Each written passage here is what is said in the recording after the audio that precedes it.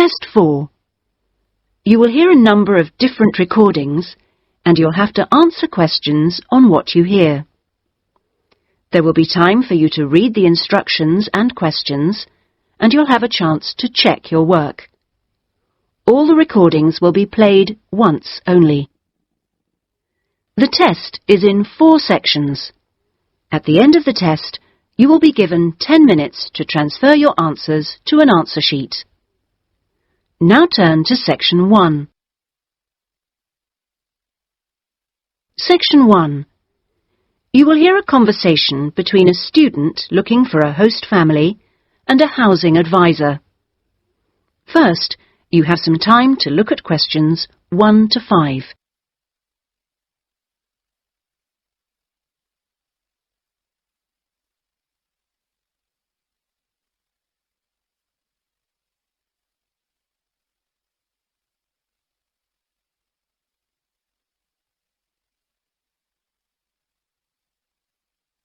You will see that there is an example which has been done for you. On this occasion only, the conversation relating to this will be played first. Good morning. How can I help you? Good morning. I understand you help fix up students with host families. That's right. Are you interested in... Yes. Well, please sit down and I'll just take a few details. Thank you. Right. Now, what name is it? Jenny Chan. Can you spell that, please? Yes. Jenny-Chan.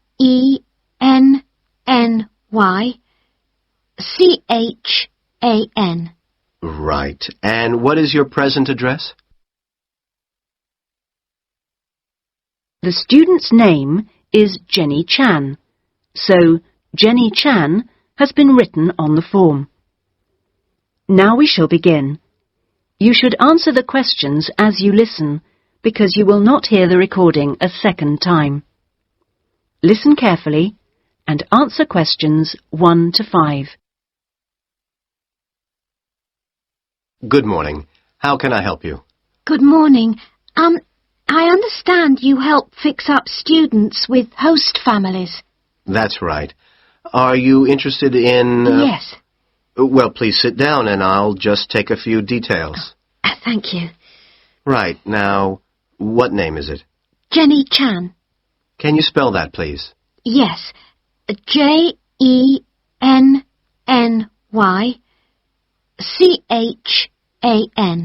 Right. And what is your present address?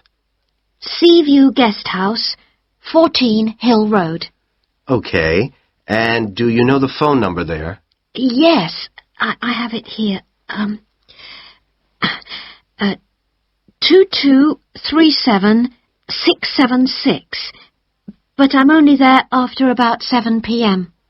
So when would be the best time to catch you? I suppose between 9 and, let me see, past, before I leave for the college. Great. And can I ask you your age? I've just had my 19th birthday. And how long would you want to stay with the host family? I'm planning on staying a year, but at the moment I'm definitely here for 4 months only. I have to get an extension to my permit. You're working on it? Mm. Fine.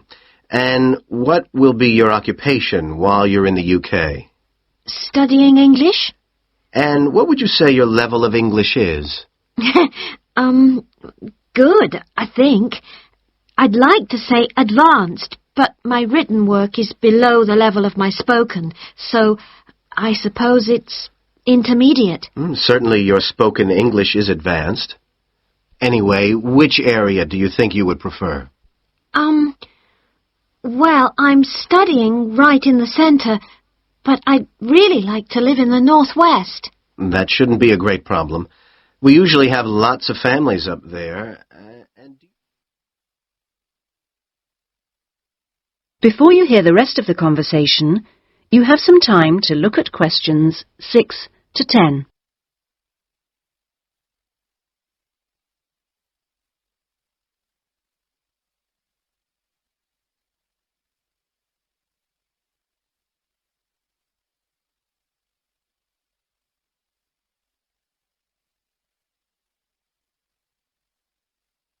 Now listen and answer questions 6 to 10. And do you have any particular requirements for diet? Well, I'm nearly a vegetarian. Not quite. Shall I say you are? It's probably easier that way. That would be best. Anything about your actual room? I would prefer my own facilities. En suite, is that right? Mm-hmm. And also, if it's possible, a TV. And I'd also like the house to have a real garden, rather than just a yard. Somewhere I could sit and be peaceful. Is that all? Well, I'm really serious about improving my English, so I'd prefer to be the only guest, if that's possible. No other guests. Yes, you get more practice that way. Anyway, obviously, all this is partly dependent on how much you're willing to pay. What did you have in mind? I was thinking in terms of about 60 to 80 pounds a week, but I'd go up to 100 if it was something special.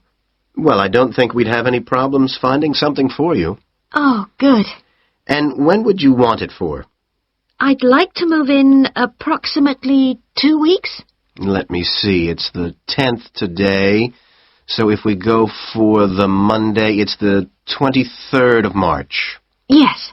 Right. Good, and if I could ask one last question. That is the end of section 1. You now have half a minute to check your answers.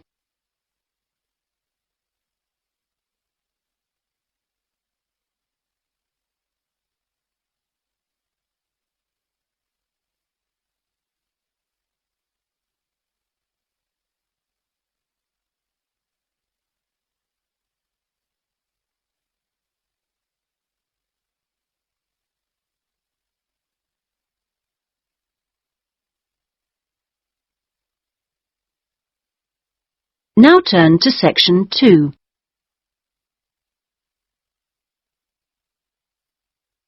Section 2. You will hear a speech by an official at a meeting of a local football club at the start of a new football season. First, you have some time to look at questions 11 to 17.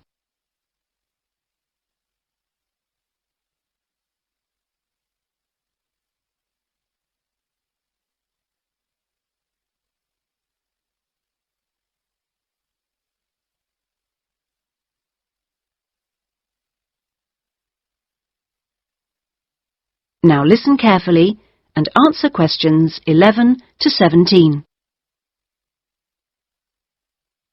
Good evening, everyone, and thank you for coming to the soccer club meeting. It's good to see so many parents and children here tonight, and I know you're looking forward to a great football season. Now, I'd like to take a few minutes to tell you about some changes to the soccer club for the coming season. Now, this season, we'll be playing all our matches for both the junior and senior competitions at Kings Park, instead of Royal Park, which was used last season. Now, for meetings, we're going to use the clubhouse in Kings Park, and the next meeting will be held in the clubhouse on the 2nd of July. As usual, we hope to begin the season with a picnic next Saturday at the clubhouse. Please try and come to the picnic, as it's always good fun. At the last week of the season, we usually have a dinner and presentation of prizes to the players, and more information about this will be given to you later in the season. This season, we have more teams than ever. We hope to have 10 teams instead of 5 in the junior competition, and they will play on Saturday mornings beginning at 8:30 a.m. Training sessions will be held in Kings Park on Wednesday afternoons for the juniors, and they will be wearing red shirts again this year. In the senior competition, there will be 4 teams, same as last year, and their games will be played on Saturday afternoons, starting at 2:30 it will be at a 2 o'clock start, and the training session for seniors is planned for Sunday afternoons. Before you hear the rest of the speech, you have some time to look at questions 18 to 20.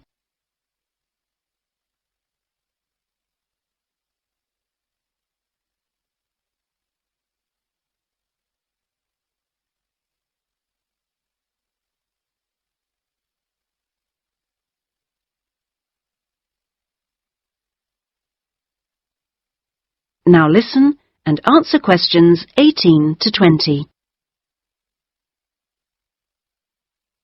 Now, I'd like to introduce you to the new committee for the soccer club for this season. Firstly, let me welcome Robert Young, the new president, who will manage the meetings for the next 2 years. Robert's son has been playing football with the club for over 5 years now, and many thanks to Robert for taking on the job of president. Next, we have Gina Costello. She's the treasurer, and she'll collect the fees from you for the season. Please try and give Gina your fees as early as possible in the season, as the club needs the money to buy some new equipment. Then there's David West, who's volunteered to be the club secretary, and one of the many jobs he'll have is to send out newsletters to you regularly. If you have any information that may be useful, please let David know so that it can be included in these newsletters. Also, I'd like to introduce you to Jason Dokic, who is the head coach. For all the new members here tonight, this is the 3rd year that Jason has been with us as head coach, and we're very lucky to have such an experienced coach and former player at our club. He will continue to supervise the teams at training sessions and on match days. Now, before we finish and have some refreshments, does anyone have any questions they'd like to ask the new committee? That is the end of section 2. You now have half a minute to check your answers.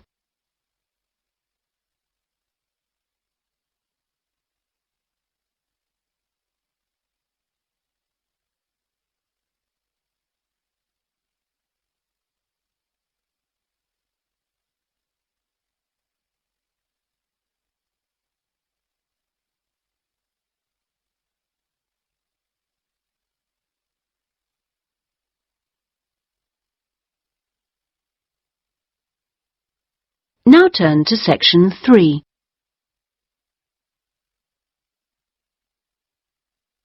Section 3.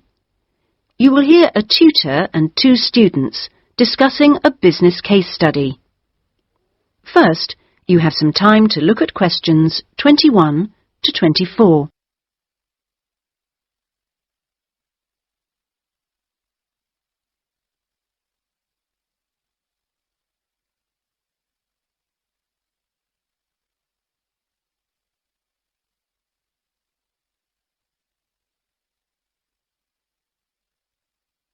Now listen carefully and answer questions 21 to 24. Right, Jason and Karen. Now, I asked you to look at the case study for Box Telecom as part of your exam assessment. It's interesting because they're in the middle of problems at the moment, and I want you to track how they deal with them. Let's start with you, Karen. Having read through the case study, can you just summarise what the problems were that Box Telecom had to take on board? Well, of course, what first came to their attention was that despite a new advertising campaign, they were suffering from falling sales, and this is something that had many causes. On top of that immediate problem, what had also happened over the last 2 years was that although they had invested in an expansion plan, they had to face up to increased competition. And before they had a chance to get to grips with the effects of that, they were stalled by a strike. And it was just when they were thinking about making a colossal investment in new machinery for their plants. So they were really in trouble. Yes, I think that's fair. And, Jason, now you contacted the company, didn't you? What did the company define as the reasons for these problems? Well, I think they've hit on the right things. It would be easy to say they had invested too heavily or at the wrong time, but in fact the signs were good, and what they were set back by was high interest rates. At the same time, their longer-term problems, which were affecting their market share, were eventually credited to poor training, and having looked at the details in their last report, I think that's right. Before you hear the rest of the discussion, you have some time to look at questions 25 to 30.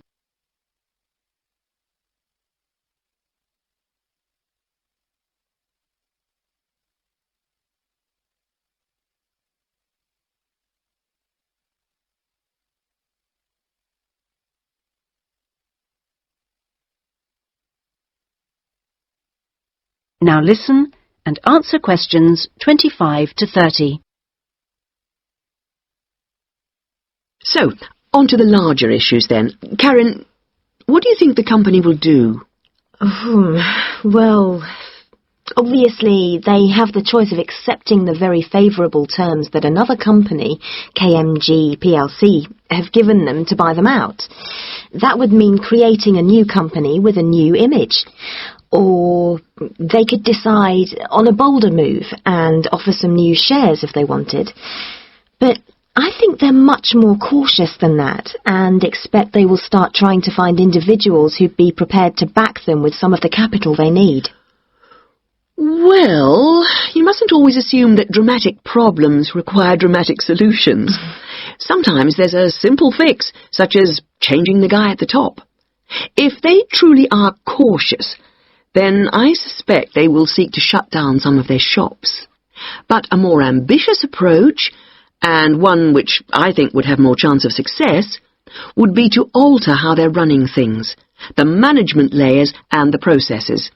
So, in your analysis, try to think of all the options. Jason?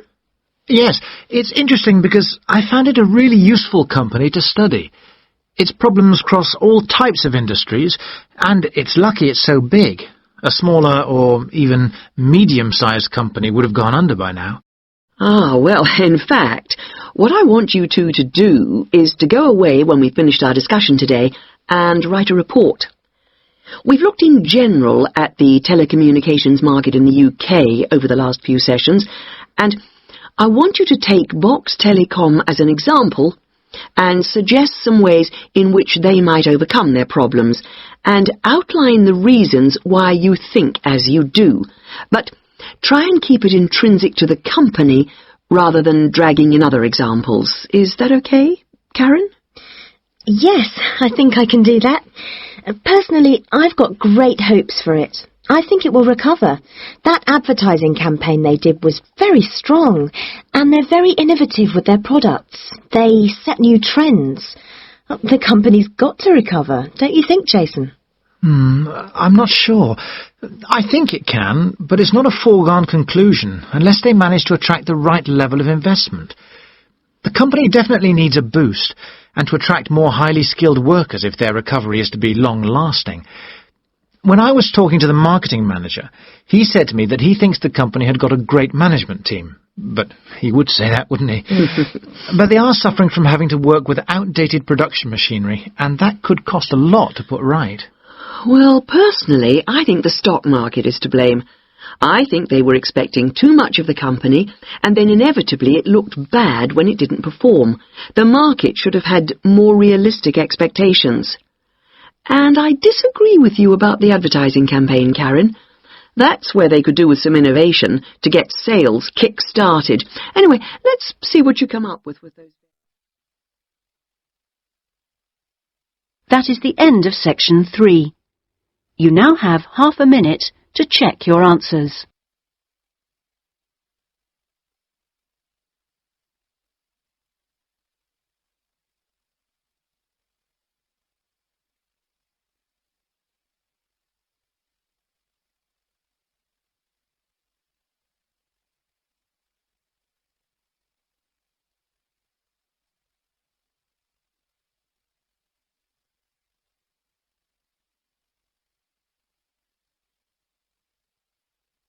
Now turn to section 4.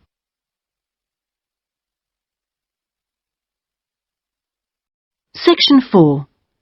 You will hear a university librarian giving a talk to new students. First, you have some time to look at questions 31 to 40.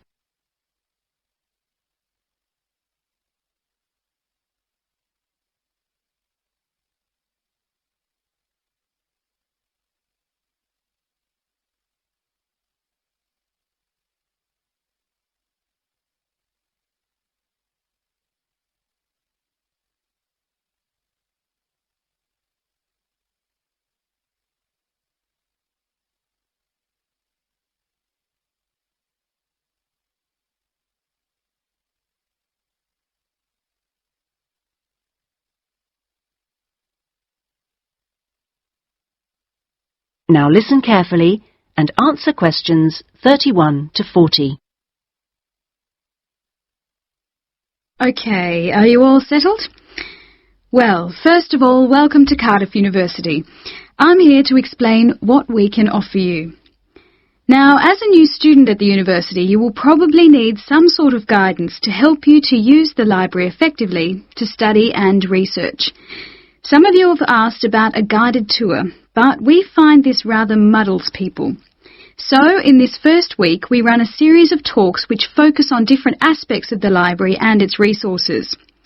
You'll also find that to get the most out of the library, you really do need to be computer literate. And so all this term we run small classes which will bring you up to speed on how to access the computer-loaded information. OK, now let me give you an outline of what's available to you. You'll find that the computers are increasingly used as a research tool. Many students do most of their research on the internet, and the library computers are permanently online. Having found what you need, you'll find you can readily save texts on your personal computer space to print off when you need. You might think that it is the fastest way to get information, but the links can be slow. Clearly, you can find lots on there, but much of it is useless information, as it is from highly debatable sources, so be critical. You'll also find that the library has loaded several CD-ROMs onto the computers from specialist reference sources, such as the MLA. It means we can expand what we offer you at very little extra cost and saves us having to invest in more and more books. The CD-ROMs contain exactly the same information as the reference books, as the two are updated together. Now, most of you will need to refer to journal articles in your work, and you'll find you can also access these online, and we encourage you to do so. Clearly, some of you will find the printed version more accessible as it sits on the shelves, but I'm afraid the intention is to phase these out eventually. However, you will still be able to print off a version of the text rather than photocopying the journal pages. So you must get used to working online. Naturally, we do still have the full range of classic reference books, additional to the CD-ROMs for you to use, and there are several copies of each one. This is because some of you may prefer to borrow a book rather than sit in the library. There is a restricted loan time on these, so that they are not missing from the shelves for too long.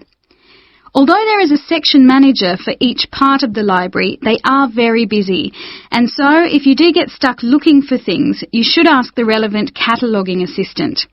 As your training supervisor, I just oversee your induction and will not be around after this initial week.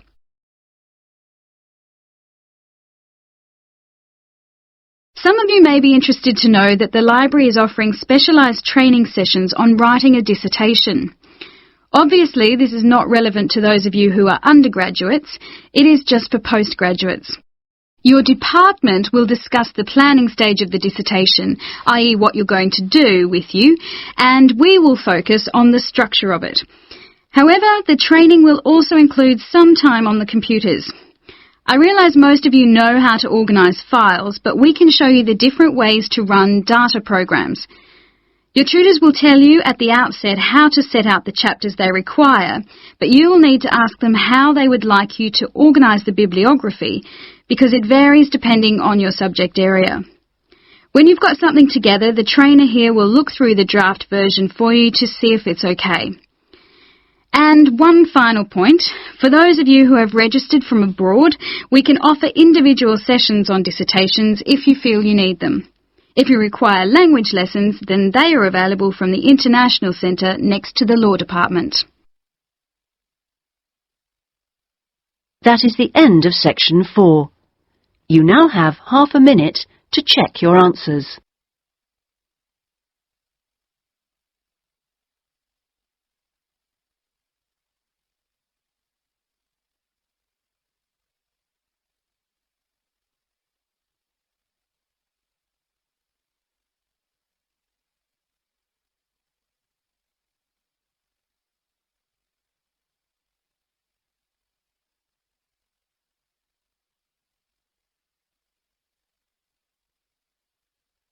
That is the end of the listening test.